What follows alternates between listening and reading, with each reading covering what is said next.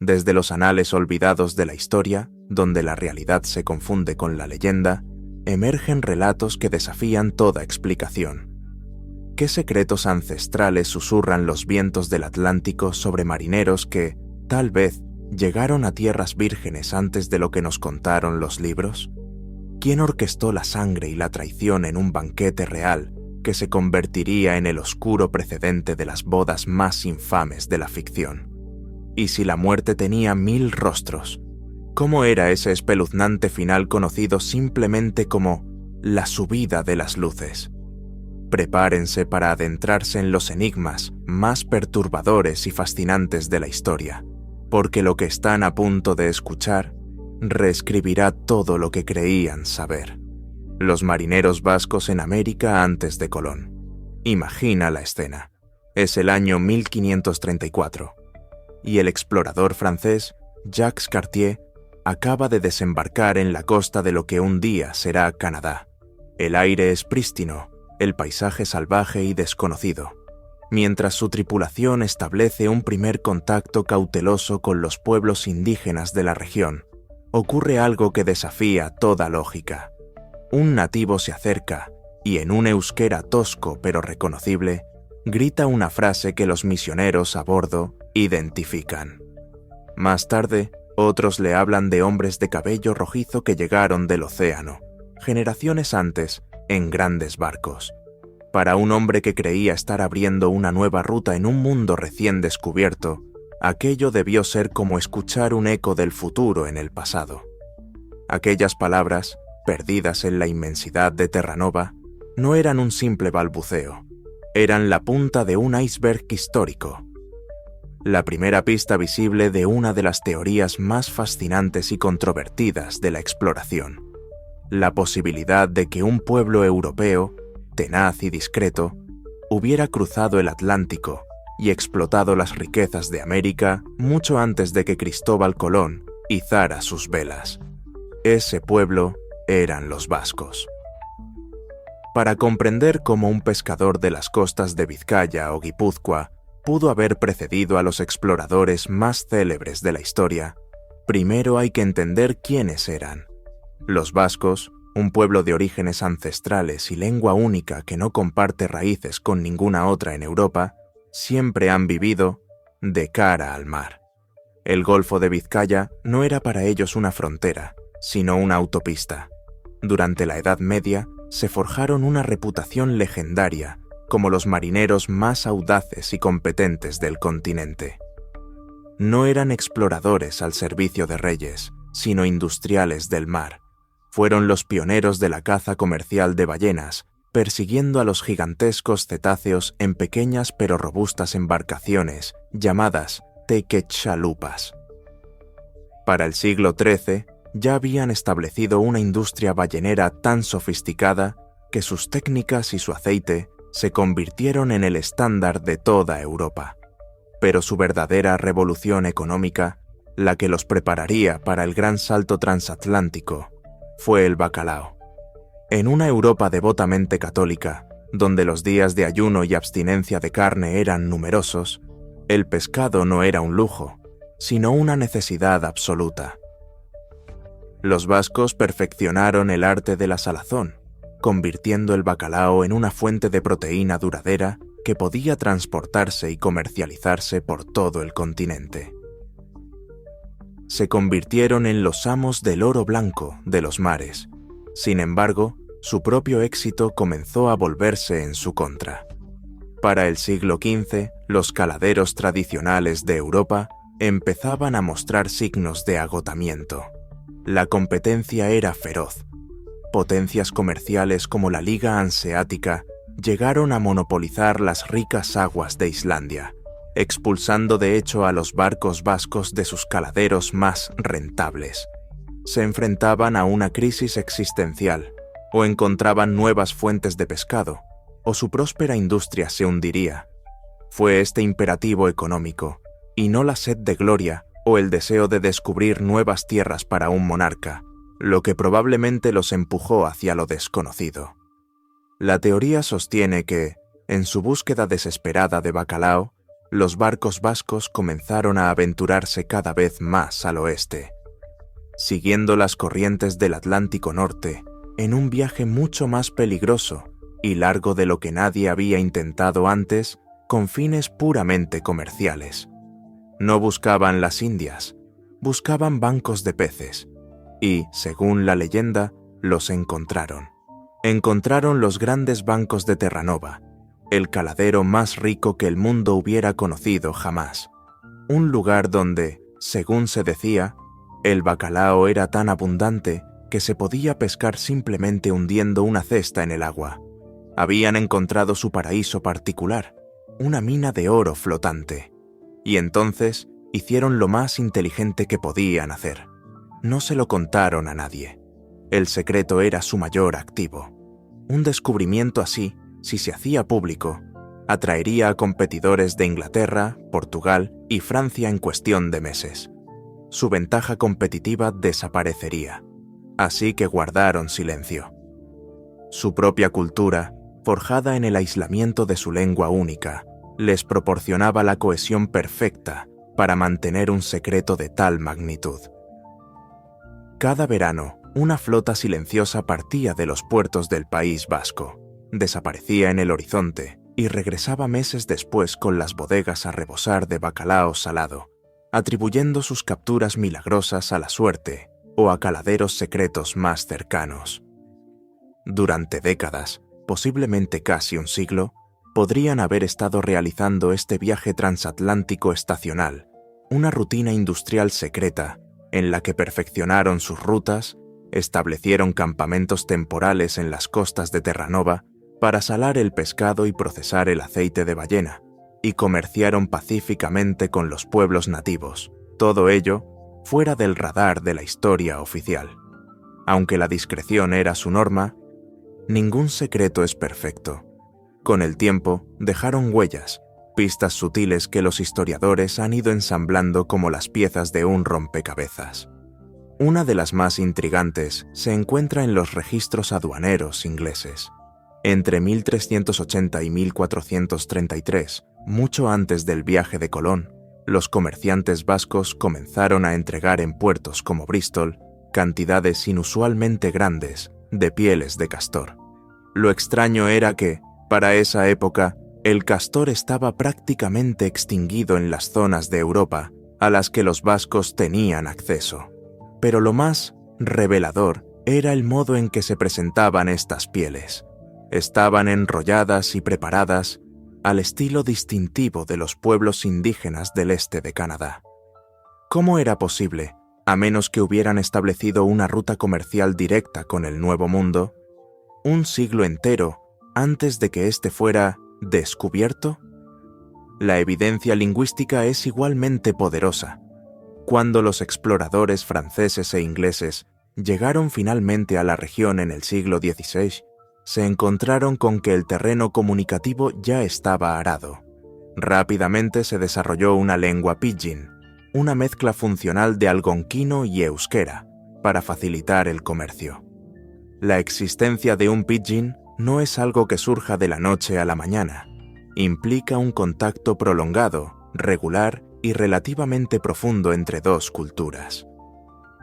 Palabras vascas se infiltraron en las lenguas nativas y viceversa.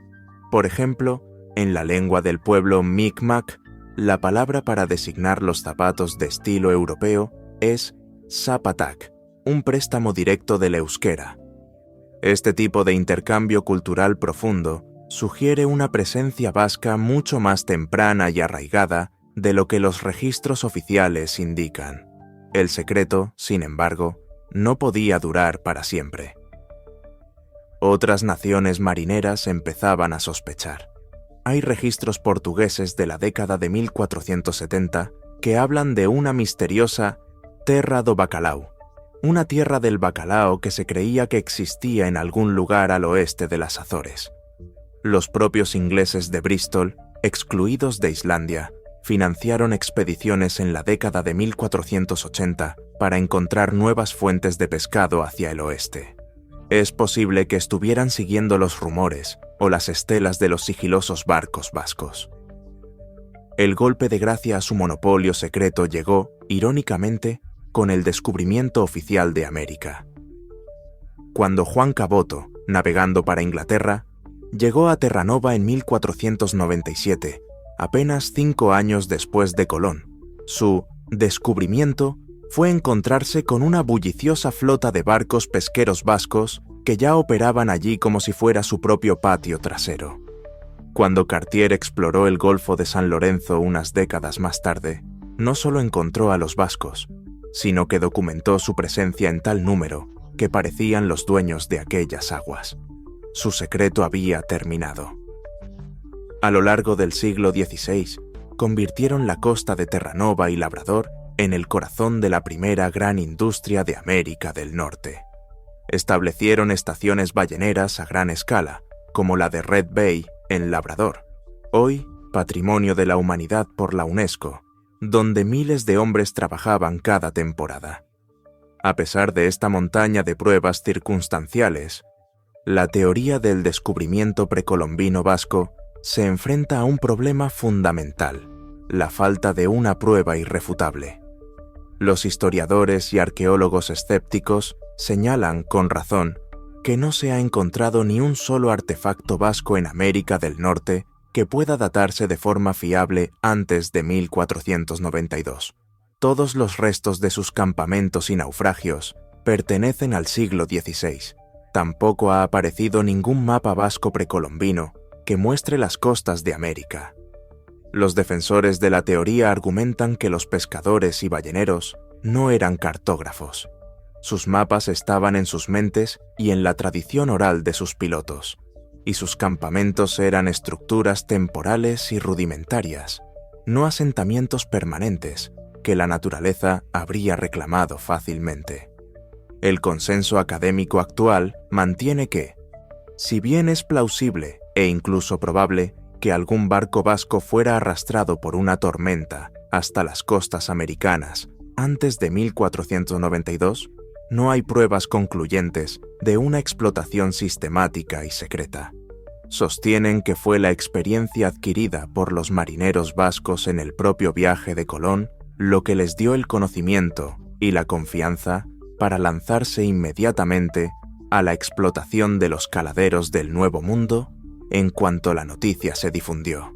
Y así, el misterio perdura, suspendido en la bruma del Atlántico Norte. La historia de los marineros vascos es un poderoso recordatorio de que la historia no siempre la escriben los que plantan banderas y reclaman tierras en nombre de reyes. A veces la escriben hombres anónimos en barcos manchados de sal y grasa de ballena, cuyo único objetivo es ganarse la vida. Quizás nunca encontremos el mapa o el arpón que demuestre de una vez por todas que estuvieron allí primero, pero su leyenda permanece, la de un pueblo de marineros que encontró un mundo nuevo, lo guardó como su secreto más preciado y nos dejó una de las historias de detectives más cautivadoras de la era de la exploración. La Cena Negra, noviembre de 1440. Los muros de piedra del imponente castillo de Edimburgo resuenan con el eco de la música y las risas. En el gran salón, el fuego de las antorchas danza sobre los tapices, arrojando sombras titilantes sobre una escena de aparente camaradería real. A la cabecera de la mesa principal se sienta el rey de Escocia, Jacobo II, un niño de apenas 10 años cuyo rostro imberbe aún no conoce las cargas de la corona que lleva. A su lado, como invitados de honor, están los dos jóvenes más poderosos del reino después de él: William Douglas, de 16 años, sexto conde de Douglas, y su hermano menor, David. Son herederos de una dinastía tan rica y formidable, la de los Douglas negros, que su poder rivaliza con el de la propia monarquía. La atmósfera es festiva, un banquete organizado por los regentes del rey, el Lord Canciller Sir William Crichton y Sir Alexander Livingston, supuestamente para sellar la paz y la amistad entre la corona y su clan más influyente. Pero en la Escocia del siglo XV, la amistad es un velo frágil y la hospitalidad, a veces, una trampa mortal. Para entender la tensión que se escondía bajo la superficie de aquel festín, hay que retroceder 3 años. En 1437, el rey Jacobo I fue brutalmente asesinado, sumiendo a Escocia en el caos y dejando el trono en manos de un niño de 6 años. Un reino gobernado por un niño es un reino vulnerable, un tablero de ajedrez donde los nobles más ambiciosos mueven sus piezas en una lucha despiadada por el poder. Durante la minoría de edad del rey, Crichton y Livingstone se hicieron con las riendas del gobierno, controlando al joven monarca y con él la legitimidad del poder. Sin embargo, una sombra se cernía sobre ellos, una sombra tan vasta y oscura que amenazaba con eclipsarlos por completo, la sombra del clan Douglas. Los Douglas no eran simples nobles, eran un estado dentro del estado, con sus propios ejércitos, sus propias leyes y una línea de sangre que, a través de matrimonios estratégicos, los situaba muy cerca del trono. El padre de los jóvenes William y David había sido tan poderoso que actuó como regente, y su muerte por enfermedad había dejado un vacío que Crichton y Livingstone se apresuraron a llenar. Ahora, el liderazgo del clan más temido de Escocia recaía en un adolescente, una figura que, aunque inexperta, representaba una amenaza latente por el simple poder que su nombre conllevaba. A los ojos de los regentes, el poder de los Douglas no debía ser apaciguado, sino decapitado. De vuelta en el gran salón, el banquete llega a su punto álgido. Los sirvientes entran y salen, las copas se llenan y se vacían. Entonces, en un momento de silencio orquestado, las grandes puertas se abren de nuevo. Un sirviente avanza solemnemente hacia la mesa principal, portando una gran bandeja cubierta. Todas las miradas se fijan en él. El aire se carga de una extraña expectación. El sirviente coloca la bandeja directamente frente a los hermanos Douglas. Con un gesto teatral, levanta la tapa. Debajo no hay un jabalí asado, ni un postre elaborado. Hay una cabeza de toro negro, recién cortada, con su pelaje oscuro brillando a la luz de las antorchas. Un silencio sepulcral cae sobre el salón. En la Escocia medieval, la cabeza de un toro negro no es un simple trozo de carne. Es un antiguo símbolo, un presagio inequívoco de muerte. El mensaje es tan claro como brutal. El terror se apodera de los rostros de los jóvenes Douglas. En ese instante, las puertas del salón se abren de golpe, y hombres armados, leales a Crichton, irrumpen en la estancia. La farsa ha terminado. La música cesa. Las sonrisas se congelan en muecas de horror. Los hermanos son agarrados violentamente y arrancados de sus asientos junto al rey. Las crónicas posteriores, teñidas de leyenda, afirman que el joven rey Jacobo II, en un arrebato de desesperación, se levantó y suplicó por las vidas de sus primos y sus invitados.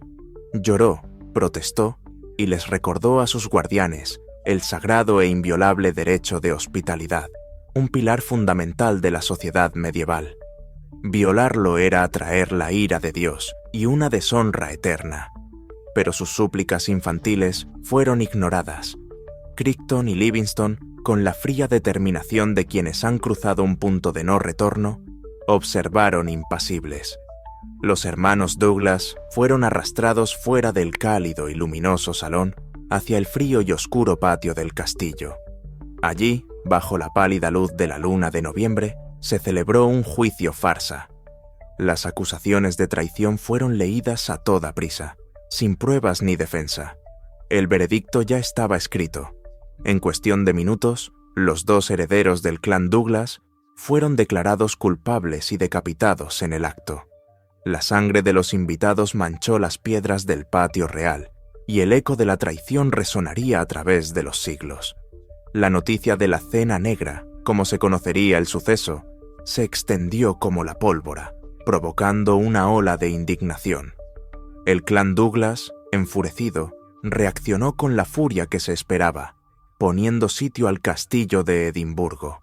Sin embargo, aquí es donde la historia da un giro aún más siniestro y revelador.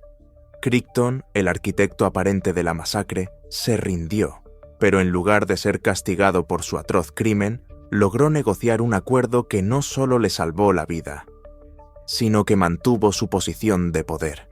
Este desenlace era tan ilógico que levantó sospechas de inmediato. ¿Por qué el clan Douglas, ahora con todo el poder para exigir venganza, perdonaría tan fácilmente al asesino de sus líderes? La respuesta, según muchos historiadores modernos, yace en la figura que se benefició más directamente de la tragedia: James Douglas, el tío abuelo de los muchachos asesinados, un hombre corpulento y ambicioso, conocido ominosamente como James el Gordo. Con sus sobrinos nietos muertos, James, que hasta entonces pertenecía a una rama menor de la familia, heredó de la noche a la mañana el título de conde y el control total de las vastas tierras y ejércitos de los Douglas. Su reacción a la muerte de sus parientes fue la pista más elocuente de todas: un silencio absoluto. No hizo ningún esfuerzo por vengar a William y a David. En una era de sangrientas vendetas familiares, esta inacción era tan anormal que equivalía a una confesión. La teoría más convincente es que la Cena Negra no fue simplemente un plan de Crichton y Livingston, sino una conspiración tripartita. ¿Por qué iban los regentes a eliminar a dos adolescentes inexpertos solo para entregar el poder del clan más peligroso de Escocia a un hombre probado, astuto y mucho más peligroso como James el Gordo? No tenía ningún sentido estratégico, a menos que James fuera su cómplice. Él fue el verdadero cerebro, el titiritero que movió los hilos desde las sombras, sacrificando a su propia sangre para hacerse con el premio final. La Cena Negra no debilitó al clan Douglas, lo consolidó bajo un líder más experimentado y despiadado. El legado de aquella noche fue largo y sangriento. El joven rey Jacobo II nunca olvidó el horror del que fue testigo. La traición lo marcó profundamente, enseñándole una lección brutal sobre la naturaleza del poder. 12 años después, en 1452, el rey, ya un hombre hecho y derecho, invitó al hijo y heredero de James el Gordo, el octavo conde de Douglas, al castillo de Stirling bajo una promesa de salvoconducto. En un espeluznante eco de la Cena Negra y tras una acalorada discusión, el propio rey Jacobo II apuñaló a su invitado en un arrebato de furia, y sus guardias remataron el trabajo. El niño que una vez lloró por la violación de la hospitalidad se había convertido en un hombre que cometía el mismo pecado atroz. La sangre de la Cena Negra había engendrado más sangre, perpetuando un ciclo de violencia que definiría su reinado y dejaría una cicatriz indeleble en la memoria de Escocia. Una historia tan oscura y cruel que incluso siglos después seguiría inspirando las ficciones más sombrías. La subida de las luces Londres, 1665. La ciudad es un laberinto de miedo. Un sol pálido y enfermizo se filtra a través de un aire espeso, cargado con el humo de las hogueras de purificación y el hedor inconfundible de la muerte. La gran peste es un monstruo invisible que devora a la población calle por calle, casa por casa. Cada día, el sonido lúgubre de las campanas y el grito lastimero de «¡Saquen a sus muertos!» acompañan a los carros que traquetean sobre los adoquines, amontonando cuerpos anónimos. En esta atmósfera de apocalipsis, los londinenses supervivientes se aferran a una extraña fuente de información. Un precario salvavidas de datos en un mar de caos, las listas semanales de mortalidad. Cada jueves, estos pliegos de papel impreso circulan por la ciudad, ofreciendo un sombrío recuento de las víctimas de la semana. Son el primer intento de la historia de una estadística de salud pública, un catálogo macabro de los innumerables modos en que la vida puede llegar a su fin. Al examinar estas listas, uno encuentra las causas esperadas para una época asolada por la enfermedad, peste, viruela, tisis, tuberculosis, fiebres. Pero junto a estos diagnósticos reconocibles, aparecen otros que suenan a un lenguaje arcano, a dolencias sacadas de un grimorio medieval. La gente moría de retorcijones en las entrañas, de dientes, de pesar o de susto repentino. Sin embargo, entre todas estas extrañas etiquetas, una destaca por su frecuencia y su naturaleza poética y aterradora. Subida de las luces, Rising of the Lights. Semana tras semana, año tras año, cientos, a veces miles, de londinenses sucumbían a esta enigmática aflicción. No era una rareza, sino una de las causas de muerte más comunes después de las grandes plagas. Pero, ¿qué significaba? ¿Qué horrible final se escondía tras ese nombre que suena más a un fenómeno celestial que a una agonía terrenal? Para desentrañar el misterio, primero debemos conocer a las mujeres que acuñaron el término. La información para las listas de mortalidad no era recopilada por médicos ni eruditos. La tarea recaía en las buscadoras de los muertos, Searchers of the Dead. Eran, por lo general, mujeres mayores y pobres de la parroquia, a menudo viudas, que por unos pocos peniques aceptaban el trabajo más ingrato de la ciudad. Su deber era entrar en los hogares de los fallecidos, examinar el cuerpo y determinar la causa de la muerte. No tenían formación médica alguna. Su diagnóstico se basaba en la observación visual, en el testimonio de familiares afligidos y en un acervo de sabiduría popular transmitida de generación en generación. Eran ellas quienes, enfrentadas al enigma de un cadáver, debían ponerle un nombre a la muerte. Y cuando se encontraban con una víctima cuyo final había sido una lucha desesperada y agónica por respirar, a menudo llegaban a la misma y escalofriante conclusión. Había sido la subida de las luces. El nombre en sí es una reliquia lingüística. Luces, lights, era una antigua palabra del inglés medio para referirse a los pulmones, probablemente debido a su ligereza en comparación con otros órganos. Por lo tanto, el término significaba, literalmente, la subida de los pulmones. La palabra subida era la clave descriptiva, una imagen poderosa que intentaba capturar la manifestación física de la muerte. Las buscadoras, al interrogar a los testigos, oirían relatos de una batalla final y terrible por cada bocanada de aire. Imaginen la escena. Un niño o un adulto, con el pecho subiendo y bajando en espasmos violentos, los ojos desorbitados por el pánico, la boca abierta en una mueca silenciosa o emitiendo un sonido ronco, como el ladrido de un perro, mientras sus manos se aferraban a su garganta. Para un observador sin conocimientos de anatomía, la impresión era visceral e inconfundible. Era como si los propios pulmones, los órganos de la vida, se estuvieran revelando, ascendiendo por la tráquea en un intento desesperado por escapar, o, peor aún, para ahogar a la víctima desde dentro. Era el espectáculo del cuerpo traicionándose a sí mismo de la manera más fundamental, negando el propio aliento de la vida. Durante siglos, la verdadera naturaleza de esta enfermedad permaneció oculta tras su nombre poético. Sin embargo, con el avance de la medicina, los historiadores y patólogos han revisado estos antiguos registros, intentando traducir el lenguaje del siglo XVII a la ciencia del siglo XXI. El consenso moderno apunta a un culpable principal, una enfermedad que hoy en día tratamos de forma rutinaria, pero que en el pasado era una sentencia de muerte frecuente, especialmente para los niños: el croup. El croup es una infección vírica de la laringe y la tráquea que provoca una grave inflamación de las vías respiratorias superiores. El resultado es una respiración increíblemente dificultosa, acompañada de un sonido agudo y sibilante al inhalar, conocido como estridor, y una tos seca y perruna muy característica.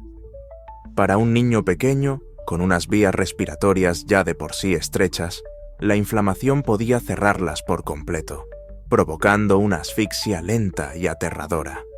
Los síntomas del croup encajan a la perfección con la descripción de la subida de las luces, la lucha violenta por respirar, el sonido agudo y ronco y la sensación de obstrucción en la garganta. No obstante, es probable que subida de las luces no fuera una única enfermedad, sino un término genérico, una especie de cajón desastre para cualquier muerte que implicara una insuficiencia respiratoria aguda. Otra candidata muy probable es la difteria, una infección bacteriana que crea una gruesa membrana de color grisáceo en la garganta y las amígdalas. Esta pseudomembrana puede crecer hasta bloquear completamente el paso del aire, ahogando literalmente a la víctima. Un familiar que describiera la agonía de un ser querido podría haber hablado de una cosa que crecía y subía por la garganta, una descripción que una buscadora traduciría fácilmente como la subida de las luces. Otras posibilidades incluyen ataques de asma agudos y fatales, reacciones anafilácticas que provocaran el cierre de la garganta, o incluso una aspiración de un cuerpo extraño. En esencia, cualquier dolencia que culminara en el horrible espectáculo de la sofocación podría haber sido clasificada bajo este mismo y ominoso epígrafe.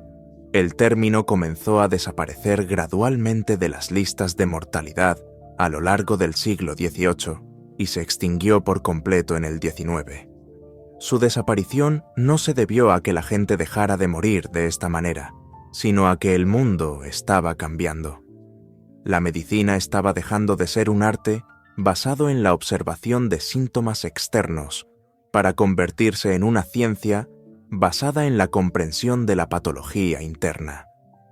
Los médicos, armados con estetoscopios, microscopios y un conocimiento cada vez mayor de la anatomía y las enfermedades, empezaron a realizar diagnósticos más precisos. El croup, la difteria y la laringitis reemplazaron al vago y descriptivo término de las buscadoras. La ciencia aportó claridad, pero con ella se perdió algo: el eco humano del terror. Hoy, la subida de las luces ya no es una causa de muerte. Es un fantasma en los archivos, un susurro de un tiempo en que la muerte era un misterio nombrado no con la fría precisión de la ciencia, sino con la poesía visceral del miedo. Es un testimonio de la impotencia humana frente a la enfermedad y un recordatorio de las innumerables agonías anónimas que se esconden tras las curiosas palabras de los registros históricos. Nos habla de un Londres donde la lucha final por el aliento era un drama tan común que merecía su propio nombre. Un nombre que, incluso hoy, evoca una imagen tan vívida como inquietante, la de unos pulmones que, en su último acto, se niegan a dar vida y, en cambio, parecen ascender para reclamarla. El hechizo del Señor del Cielo. Es el verano de 1829, en la bulliciosa ciudad de Osaka, el corazón comercial del Japón Tokugawa. Pero el murmullo habitual del mercado y el trajín de los artesanos se apaga hoy por un espectáculo solemne y terrible. Una procesión macabra avanza por las calles principales. 6 almas condenadas, 3 hombres y 3 mujeres, son exhibidas ante una multitud silenciosa y horrorizada. Sin embargo, no todos los prisioneros caminan o respiran. 4 de ellos ya son cadáveres, sus cuerpos rígidos y preservados en sal para que no se pierdan el acto final de la justicia del shōgun. La procesión llega a su destino, un campo de ejecución en las afueras de la ciudad, donde 6 cruces de madera esperan. Uno a uno, los cuerpos, vivos y muertos, son atados a las vigas. Un prisionero vivo se retuerce y grita mientras las cuerdas le muerden la piel. La última mujer viva, una viuda de mediana edad llamada Toyota Mitsugi, observa la escena con una calma sobrenatural. Cuando un verdugo se acerca a ella y le clava la primera de varias lanzas en el cuerpo, los testigos afirman que una risa escalofriante brota de su garganta. Este acto de barbarie teatral, una crucifixión masiva en el Japón del siglo XIX, no era un castigo común. Estaba reservado para los crímenes más atroces contra el Estado: la traición, la sedición, la rebelión. ¿Qué habían hecho estos 6 individuos de clase baja para merecer un final tan infame? un castigo diseñado para aterrorizar a todo el que lo presenciara. Su crimen, a los ojos del shogunato, era más peligroso que cualquier asesinato o revuelta. Habían sido declarados culpables de practicar una fe prohibida, un fantasma que había atormentado las pesadillas de la élite gobernante de Japón durante 200 años, el cristianismo. Pero la verdad era mucho más extraña, trágica y retorcida que un simple caso de devoción clandestina.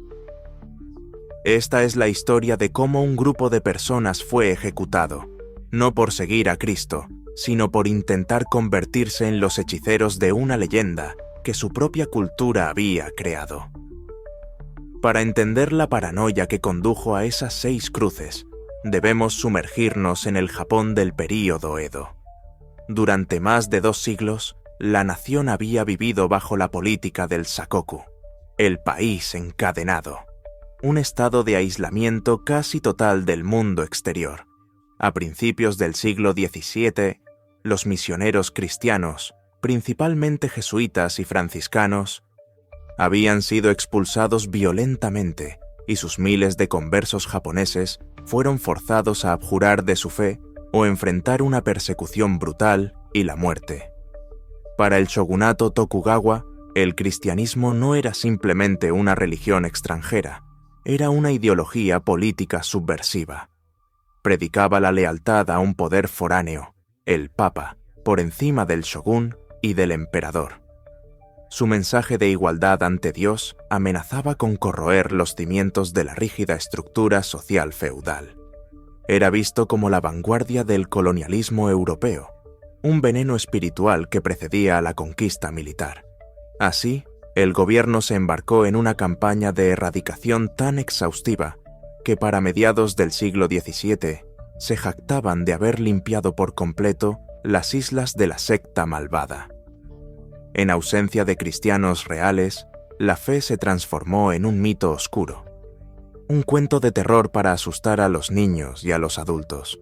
En el teatro popular, en las leyendas y en los grabados baratos, los Kirishitan, como se les llamaba, no eran recordados como mártires, sino como siniestros magos y hechiceros. Se decía que podían invocar demonios, realizar magia negra, y que su líder, un tal Deusu, Jesús, era un poderoso brujo rebelde cuyo objetivo era sumir a Japón en el caos. Para asegurarse de que la plaga nunca regresara, las autoridades instituyeron el ritual anual del Fumie, en el que las personas de las áreas anteriormente cristianas eran obligadas a pisotear imágenes de bronce de Jesús o la Virgen María para demostrar su apostasía.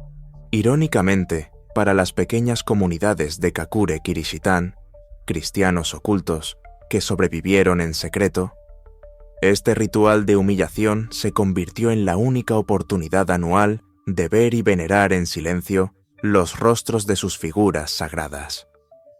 Para las autoridades, sin embargo, la entusiasta participación de la gente era la prueba definitiva de que el fantasma del cristianismo había sido exorcizado para siempre.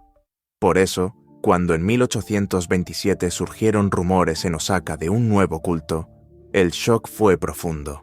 Todo comenzó en los márgenes de la sociedad.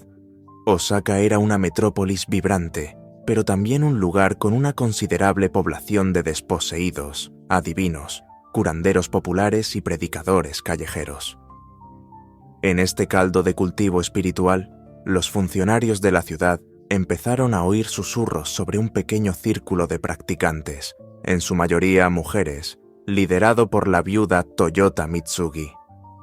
A primera vista, no eran más que médiums de Inari, la popular deidad sintoísta del arroz y los espíritus zorro. El culto a Inari era común, y sus practicantes a menudo eran excéntricos, por lo que era la tapadera perfecta. Mitsugi y sus seguidoras realizaban curaciones y exorcismos a cambio de dinero, entrando en trance y afirmando canalizar el poder divino. Pero los clientes notaron algo extraño. En sus rituales, las mujeres invocaban a una deidad que no era Inari, sino un ser llamado Tentei, el Señor del Cielo, y durante sus trances cantaban un mantra que no sonaba a japonés, una frase que fonéticamente se transcribió como Zenumaru Hariso. A los oídos de sus clientes, esto sonaba como un hechizo exótico y potente. Para los magistrados que más tarde investigarían el caso, sonó la alarma más fuerte posible. Zenumaru Hariso era una transliteración torpe y distorsionada de 3 palabras en una lengua prohibida: Jesús, María, paraíso. Detrás de la fachada del culto, Ainari, Mitsugi y su círculo íntimo no estaban canalizando a un dios zorro, sino los nombres sagrados del cristianismo. Pero no era el cristianismo de Roma o de los misioneros de antaño. Era una versión fantástica, reinventada y hecha a partir de los fragmentos de las leyendas oscuras. Habían encontrado un libro de propaganda anticristiana o habían oído las historias de los Kirishitan hechiceros, y en lugar de sentir repulsión, habían sentido fascinación.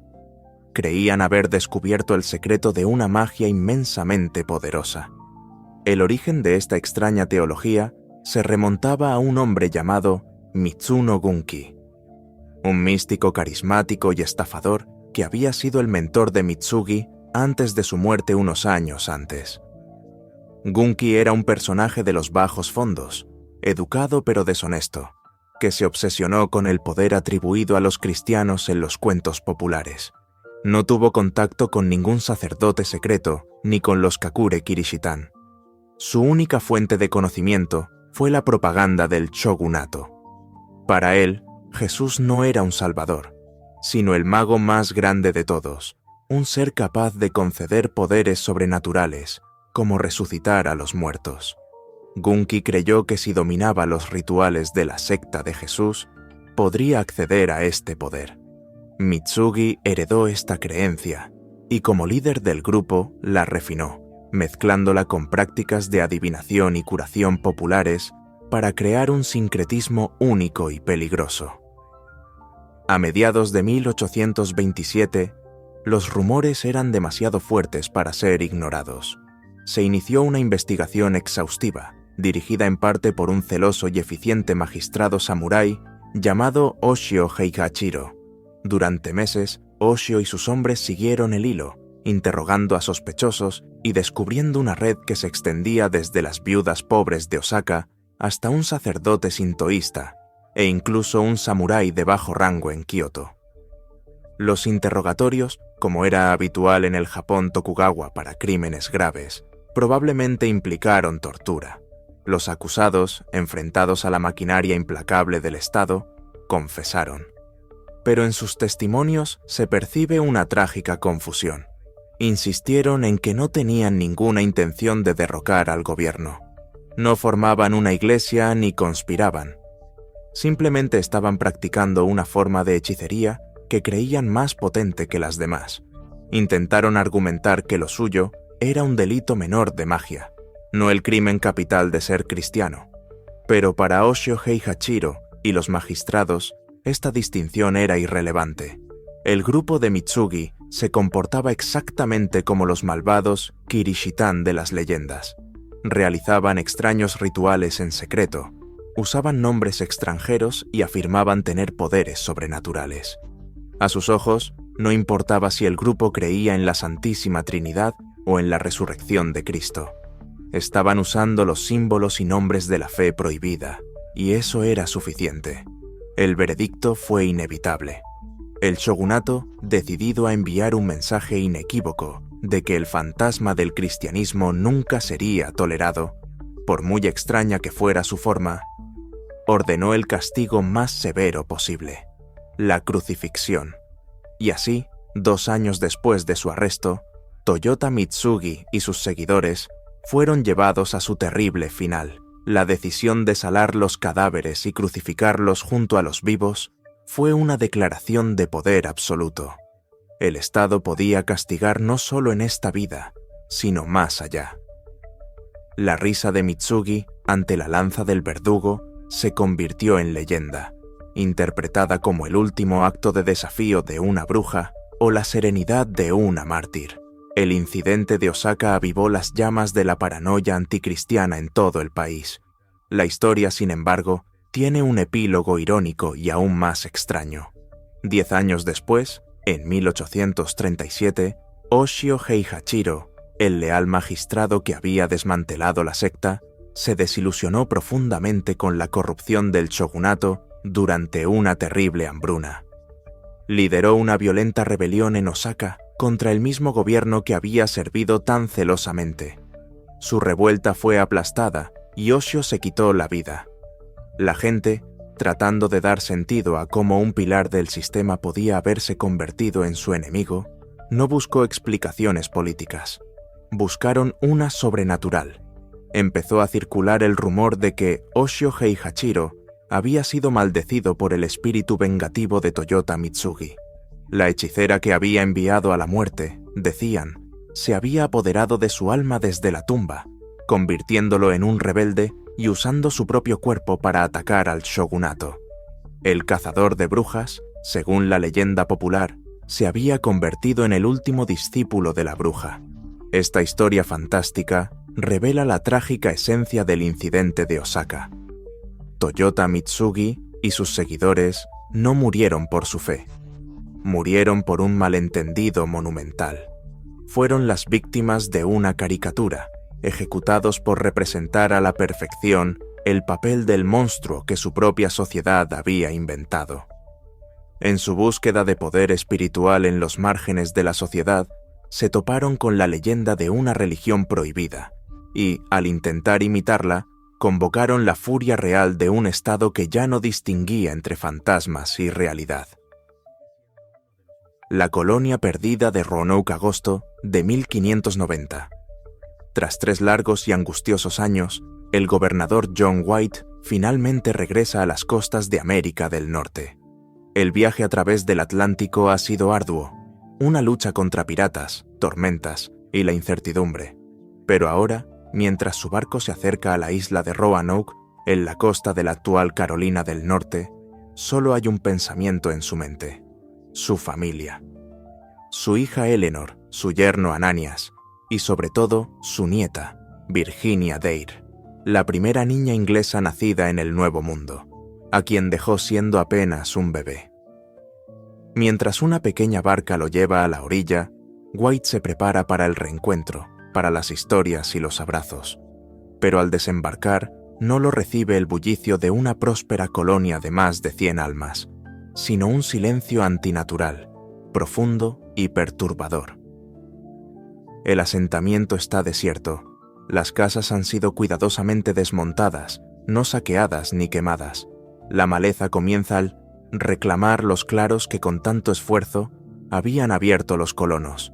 No hay rastro de lucha, ni huesos, ni tumbas recién cavadas. Es como si toda la colonia, hombres, mujeres y niños, se hubiera desvanecido en el aire.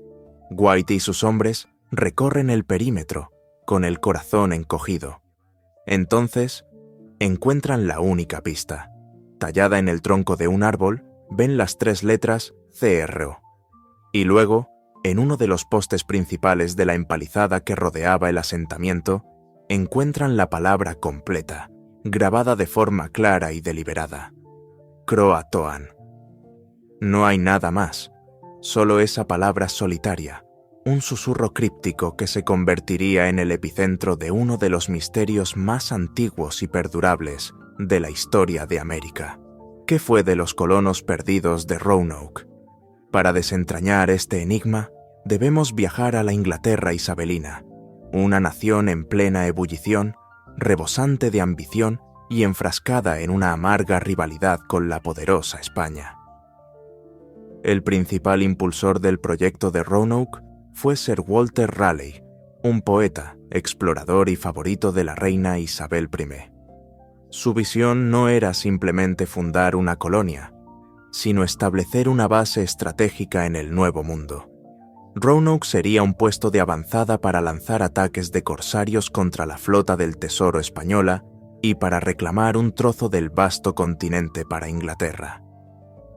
El sueño comenzó en 1584, con una expedición de reconocimiento que regresó con informes idílicos de una tierra paradisíaca, habitada por nativos amables y acogedores, representados por 2 hombres, Manteo y Guanchese, que fueron llevados a Inglaterra.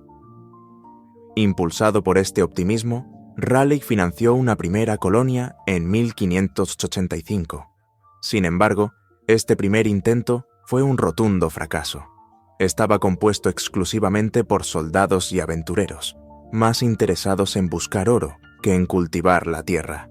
Liderados por el inflexible Ralph Lane, rápidamente agotaron la buena voluntad de las tribus locales con sus constantes demandas de comida y su actitud beligerante. Al borde de la inanición y en conflicto abierto con los nativos, la colonia fue abandonada en menos de un año, cuando sus supervivientes aceptaron un pasaje de vuelta a casa con el corsario Sir Francis Drake. Esta primera experiencia dejó un legado de desconfianza y hostilidad, un terreno envenenado sobre el que se intentaría construir el siguiente sueño. En 1587, Raleigh y White lo intentaron de nuevo, pero esta vez el enfoque era radicalmente diferente. No sería una guarnición militar, sino una verdadera comunidad civil, una nueva ciudad llamada la Ciudad de Raleigh. A bordo de los barcos no solo viajaban hombres, sino también 17 mujeres y 9 niños. Era una colonia de familias, diseñada para echar raíces y perdurar. Entre ellos se encontraban la propia hija de John White, Eleanor, y su esposo, Ananias Dare. Poco después de su llegada, en agosto de 1587, Eleanor dio a luz a una niña, Virginia Dare, un poderoso símbolo de esperanza y el ancla de este nuevo comienzo en una tierra extraña. Sin embargo, los problemas comenzaron casi de inmediato. Su destino original había sido la bahía de Chesapeake, más al norte y más propicia, pero el piloto del barco, Simon Fernández, se negó a llevarlos más allá y los obligó a desembarcar en la misma y ominosa isla de Roanoke. El legado tóxico de la colonia anterior no tardó en manifestarse. Uno de los colonos fue asesinado por miembros de una tribu local, en venganza por las ofensas pasadas. A pesar de un comienzo difícil, la colonia se estableció. Pero a medida que se acercaba el otoño, se hizo evidente que sus suministros no serían suficientes para sobrevivir al invierno. Los colonos persuadieron a un reacio John White de que debía regresar a Inglaterra para solicitar más provisiones y refuerzos. Su posición como gobernador y sus contactos en la corte lo convertían en el único hombre capaz de asegurar el éxito de la misión. Con el corazón apesadumbrado, White aceptó, despidiéndose de su hija y de su nieta recién nacida. Antes de partir, acordaron una señal en caso de que la colonia tuviera que trasladarse. Deberían tallar el nombre de su nuevo destino en un lugar visible. Si se veían obligados a marcharse por una amenaza o un ataque, debían añadir una cruz de Malta junto al nombre. White prometió regresar en la primavera siguiente. Sería una promesa imposible de cumplir. Cuando White llegó a Inglaterra, se encontró con una nación en pie de guerra. El rey Felipe II de España estaba preparando la Gran Armada para invadir Inglaterra. Todos los barcos de altura, incluido el de White, fueron requisados para la defensa del reino. La crisis nacional eclipsó por completo el destino de un centenar de almas al otro lado del océano. Durante 3 insoportables años, White luchó desesperadamente por encontrar un barco que lo llevara de vuelta, viendo cómo sus intentos fracasaban uno tras otro. Finalmente, en 1590, logró conseguir pasaje en una expedición de corsarios, y fue así como se encontró frente a aquel silencio desolador y la enigmática palabra Croatoan. La palabra en sí no era un misterio completo para White. Croatoan era el nombre de una isla cercana, la actual isla de Hatteras, y el hogar de la tribu del amistoso jefe Manteo. La pista parecía clara: los colonos se habían trasladado allí. Y lo más importante, no había ninguna cruz de Malta tallada junto a la palabra. Esto sugería que la reubicación había sido voluntaria y pacífica, no una huida desesperada. Lleno de una renovada esperanza, White se dispuso a navegar las 50 millas al sur hasta Croatoan. Pero el destino, una vez más, fue cruel. Una violenta tormenta se desató, dañando el barco y haciendo que la aproximación a la peligrosa costa fuera casi suicida. Con el ancla perdida y la tripulación al borde del motín, negándose a arriesgar sus vidas, el capitán tomó la decisión de abandonar la búsqueda y poner rumbo de vuelta a Europa. John White, derrotado y con el corazón roto. Nunca volvería a América. Murió años después, sin saber qué fue de su familia. La pregunta ha resonado desde entonces. La teoría más aceptada por los historiadores es que los colonos, probablemente acuciados por la hambruna. Investigaciones posteriores han demostrado que la región sufrió una de las peores sequías en 800 años justo en ese período. Hicieron exactamente lo que la pista sugería. Buscaron refugio con sus aliados, los nativos de Croatoan, y con el tiempo se asimilaron a la tribu. Hay relatos posteriores de exploradores y colonos en la región, como los de la colonia de Jamestown, que hablan de nativos con ojos grises y cabello claro, o de tribus que conocían algunas costumbres inglesas y podían hablar un inglés rudimentario. Estas historias, aunque de segunda mano, apoyan la idea de una integración pacífica. Sin embargo, existen otras teorías más sombrías. Es posible que la colonia fuera aniquilada. La hostilidad de algunas tribus del continente, resentidas por los abusos de la primera colonia, era una amenaza constante. De hecho, el jefe Powhatan, padre de Pocahontas, se jactó más tarde ante el capitán John Smith de haber exterminado a un grupo de europeos que se habían asentado entre una de sus tribus rivales, temiendo que formaran una alianza contra él. ¿Eran esos los colonos de Roanoke? También se ha sugerido que la colonia pudo haberse dividido. Quizás un grupo fue a Croatoan, mientras que otro intentó viajar por tierra hacia su destino original en la bahía de Chesapeake, pereciendo en el camino o dispersándose en pequeños grupos que fueron absorbidos o eliminados por diferentes tribus. Con el paso de los siglos, el misterio se ha convertido en leyenda, atrayendo todo tipo de especulaciones, desde enfermedades devastadoras y desastres naturales hasta las más fantasiosas teorías sobre secuestros paranormales. A pesar de la arqueología moderna, los análisis de ADN y los estudios climáticos, nunca se ha encontrado una prueba definitiva. No se ha desenterrado ningún cementerio de colonos, ni se ha encontrado un yacimiento nativo con una concentración inequívoca de artefactos ingleses que pueda confirmar el lugar exacto de su asimilación. El misterio de la colonia perdida de Roanoke perdura no solo por la falta de respuestas, sino por su profundo poder humano. Es una historia de sueños audaces y fracasos devastadores, del choque de culturas en la frontera de un mundo nuevo. Es la historia del nacimiento de una niña, símbolo de esperanza, que se convirtió en el rostro de una tragedia. Y es, sobre todo, la historia de una comunidad entera que caminó hacia la bruma de la historia, dejando tras de sí nada más que un nombre tallado en madera, una palabra solitaria que, después de más de 400 años, sigue resonando con una pregunta sin respuesta.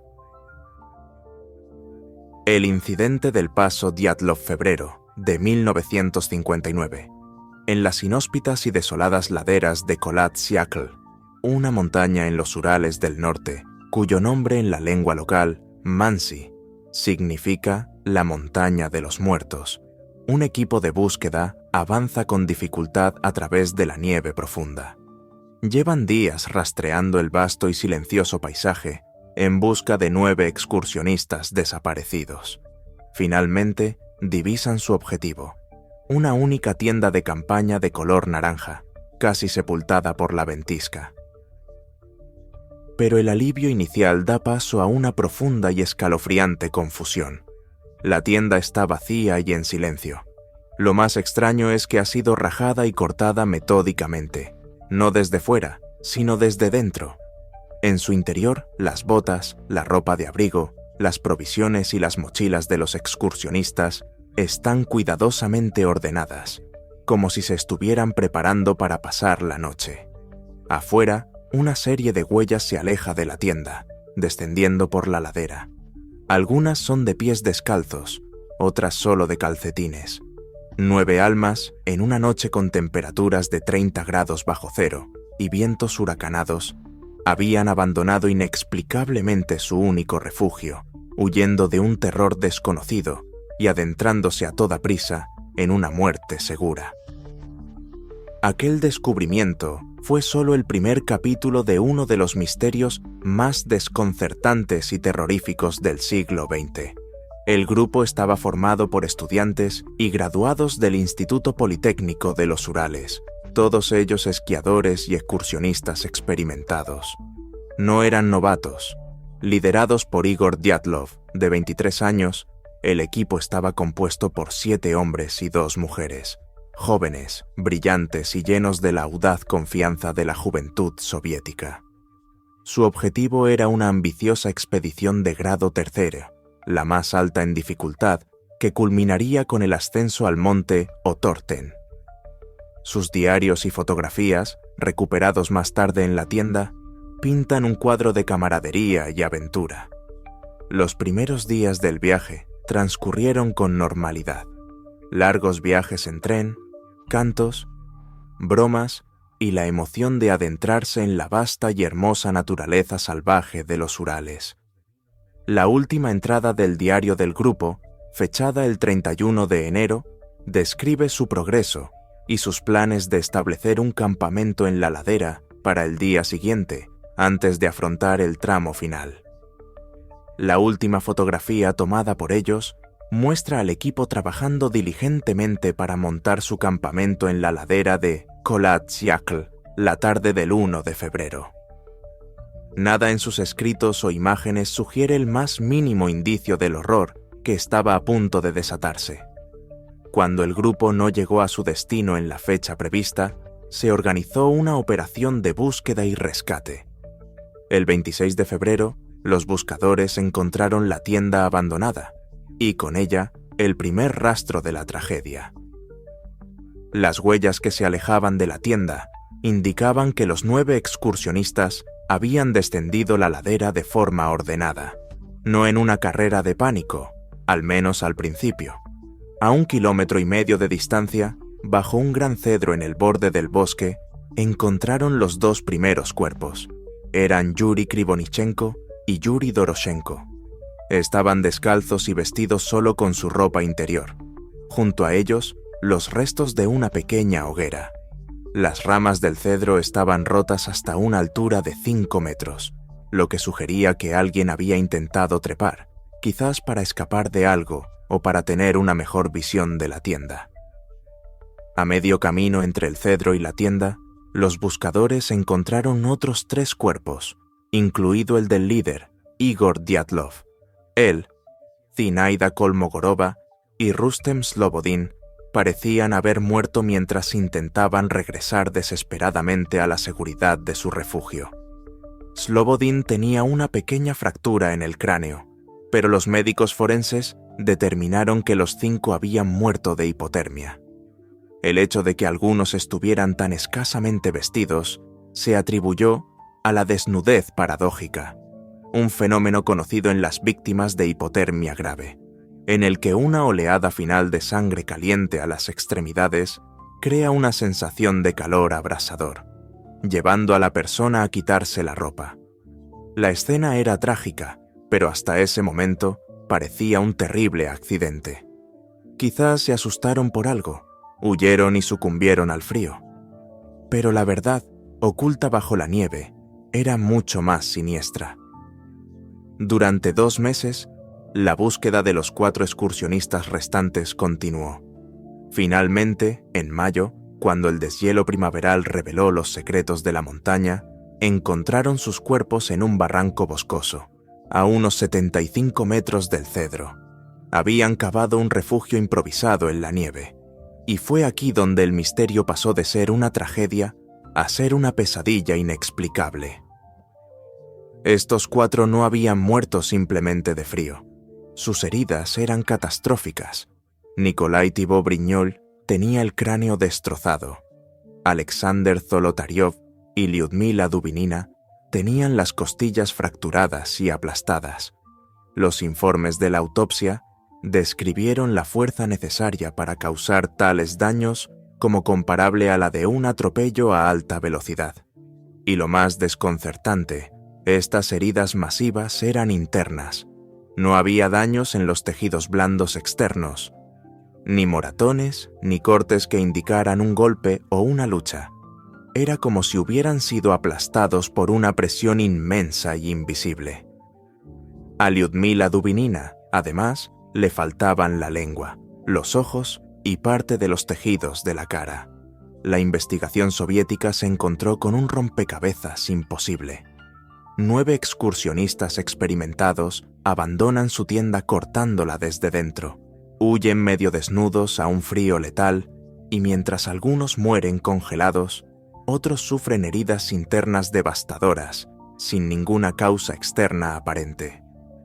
Para añadir más extrañeza al caso, las pruebas forenses revelaron que la ropa de 2 de las víctimas contenía niveles de radiación beta significativamente más altos de lo normal.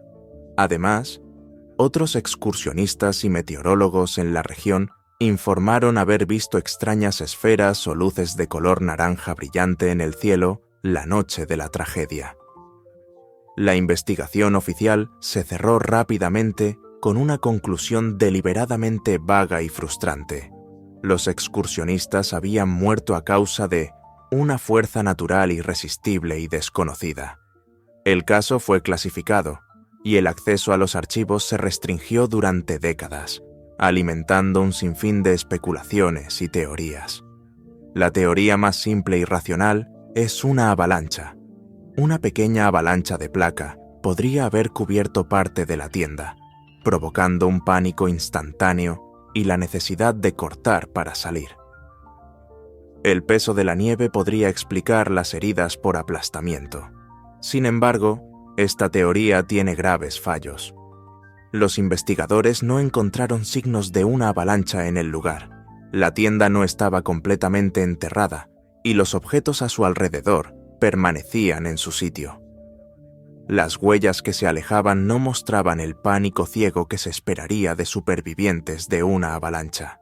Y sobre todo, ¿por qué correr colina abajo, lejos de la seguridad relativa de la tienda semienterrada, hacia el bosque expuesto?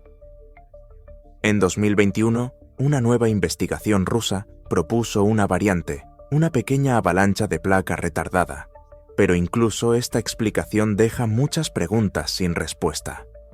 Otras teorías naturales incluyen los infrasonidos, un fenómeno en el que el viento que pasa por una determinada topografía crea un sonido de baja frecuencia que puede inducir un pánico irracional y náuseas en los seres humanos.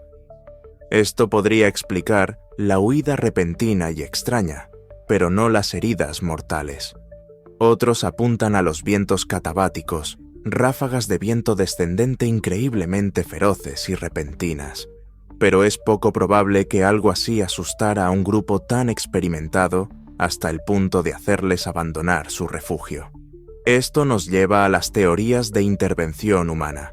La más persistente es la de una prueba militar secreta. La presencia de radiación, las luces naranjas en el cielo y las heridas por conmoción interna son consistentes con los efectos de la onda expansiva de un arma, como un misil o una mina de paracaídas.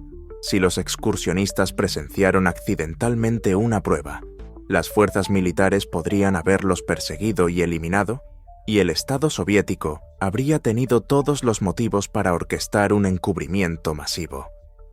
Otras teorías sugieren un ataque de los indígenas Mansi, pero esto fue descartado rápidamente, ya que las heridas no eran consistentes con un asalto y no se encontraron otras huellas. Con el paso de los años, el misterio del paso Dyatlov ha trascendido la investigación racional y se ha adentrado en el reino de lo paranormal. Algunos hablan del Menk, el Yeti de los Urales, una criatura lo suficientemente fuerte como para infligir tales heridas. Otros, señalando las luces en el cielo, sugieren un encuentro con un ovni.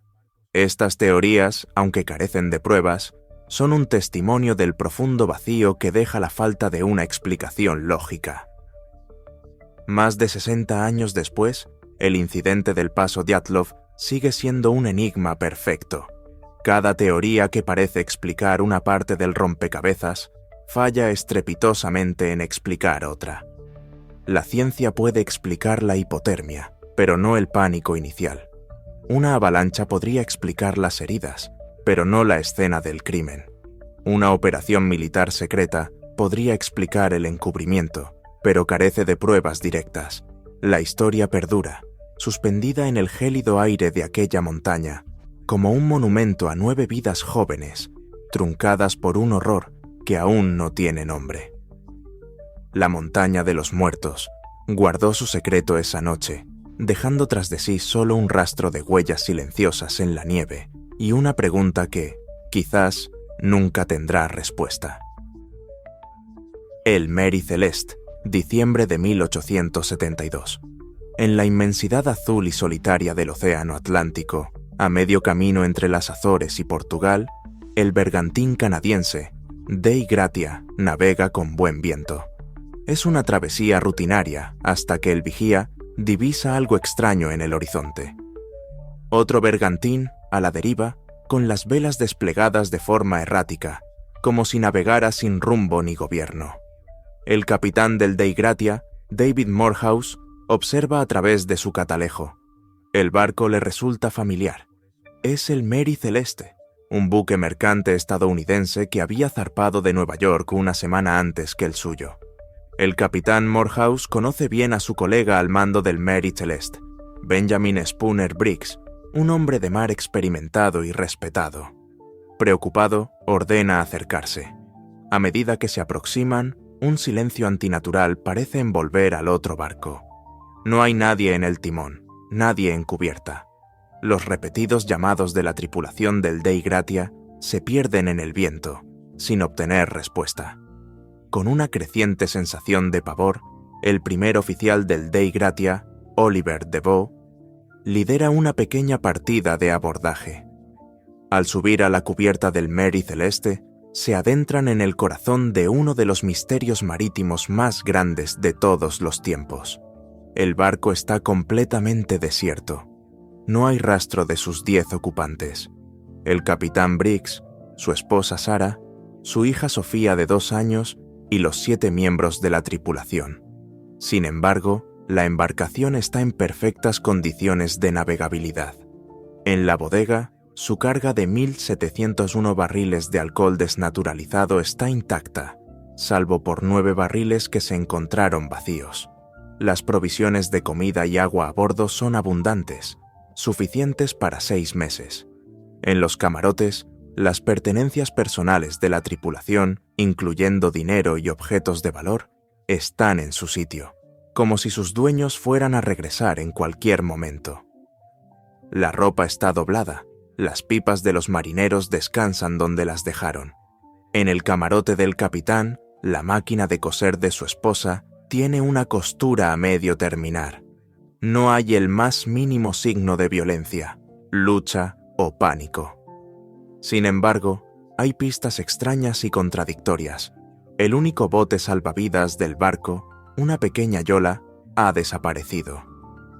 El último apunte en el cuaderno de bitácora data de 10 días antes, el 25 de noviembre, y no registra ninguna anomalía, situando al barco a más de 400 millas náuticas de donde fue encontrado.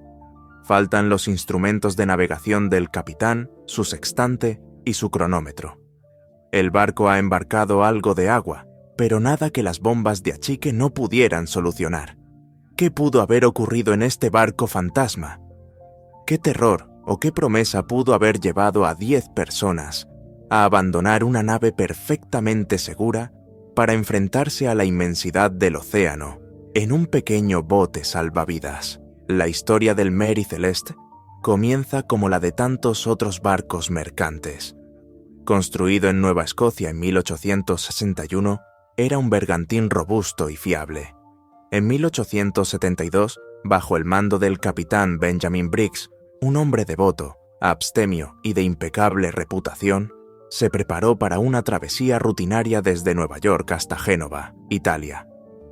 La presencia de su esposa y su pequeña hija a bordo no era inusual para la época, y hablaba de la confianza del capitán en la seguridad de su barco y su tripulación. El 7 de noviembre de 1872, el Mary Celeste zarpó hacia el Atlántico, desapareciendo en el horizonte y navegando directamente hacia su enigmático destino. Cuando la tripulación del Dei Gratia llevó el barco abandonado a Gibraltar, el misterio no hizo más que profundizarse. El Tribunal del Almirantazgo Británico, encargado de investigar el caso para determinar el pago del salvamento, fue dirigido por un hombre llamado Frederick Solly Flood, fiscal general de Gibraltar. Solly Flood, un individuo propenso a las sospechas y a las teorías conspirativas, se convenció de que había ocurrido un crimen terrible. Descartando cualquier explicación natural, se obsesionó con la idea del juego sucio. Su investigación se centró en 3 posibilidades nefastas. Primero, la de un motín sangriento. La tripulación, en un arrebato de locura provocado por el alcohol de la carga, habría asesinado a la familia Briggs y huido en el bote salvavidas. Sin embargo, esta teoría se desmoronaba ante la evidencia. No había signos de lucha, el alcohol de la carga no era potable y la tripulación tenía una reputación intachable. En segundo lugar, Solly Flood propuso una conspiración entre el capitán Briggs y el capitán Morehouse del Dei Gratia para repartirse el dinero del salvamento. Esta idea fue rápidamente desacreditada por el carácter íntegro de ambos capitanes y la imposibilidad logística de haber planeado un encuentro en medio del vasto océano. Finalmente, se consideró un ataque pirata, pero esta era la menos probable de todas.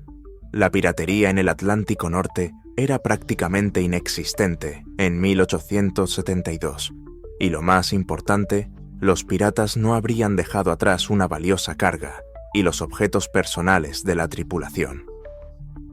A pesar de la falta de pruebas, las infundadas acusaciones de Solly Flood mancharon la reputación de los hombres del Dei Gratia y sembraron la duda sobre la inocencia de la desaparecida tripulación del Mary Celeste.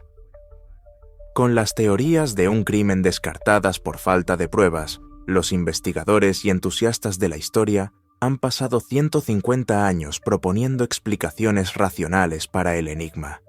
¿Pudo ser un fenómeno natural? Se ha especulado con una tromba marina o una ola gigante que podría haber barrido la cubierta, llevándose a todos consigo.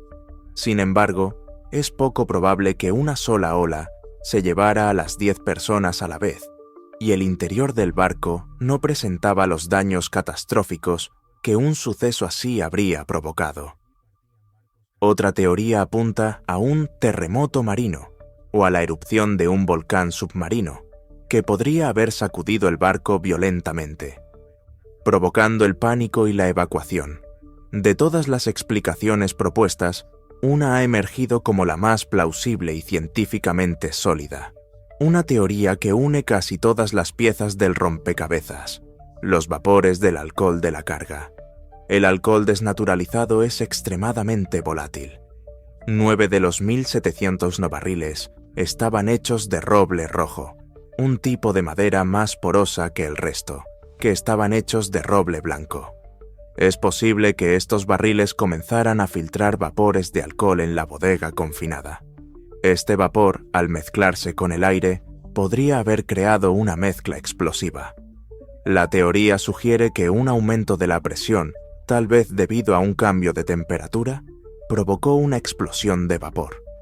No habría sido una explosión con fuego, que habría quemado el barco, sino una espectacular deflagración de gases, una onda de presión que habría hecho saltar por los aires la escotilla principal de la bodega con un estruendo aterrador. Para el capitán Briggs, un hombre cauteloso con su esposa y su hija de 2 años a bordo, este estruendo habría sido la señal de una catástrofe inminente, la explosión de toda la carga. Su única decisión lógica y responsable habría sido ordenar una evacuación temporal e inmediata. Lanzaron el bote salvavidas y el capitán, previendo que podrían separarse del barco, recogió sus instrumentos de navegación. La idea no habría sido abandonar el Mary Celeste para siempre, sino alejarse a una distancia segura, atados al barco con un largo cabo, y esperar a que el peligro pasara. En ese momento de vulnerabilidad, en un pequeño bote a merced del océano, solo se necesitaría un giro del destino para sellar su suerte. Una ráfaga de viento repentina que rompiera el cabo de remolque o un deterioro rápido del tiempo los habría separado irremediablemente del barco.